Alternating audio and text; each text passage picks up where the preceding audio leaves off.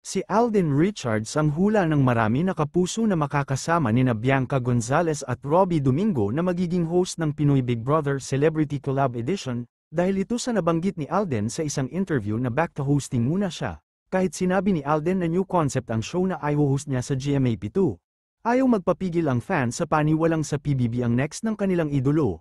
Bukas, Sunday February 9, sa All Out Sundays ang announcement ng kapuso na magiging host ng PBB, na taon namang magbabalik si Alden bilang host ng Sunday show, kaya lalong marami ang naniwalang siya ngayon, nagkasama na sina Robbie at Alden sa isang hosting event at magkaibigan naman sila nila Bianca, kaya wala nang adjustment na mangyayari sa kanilang tatlo kung sakali. On the other hand, may mga naniniwala namang si Gabby Garcia rin yun, dahil si Gabby raw ang binibuild up ng GMA na host and she has proven her worth.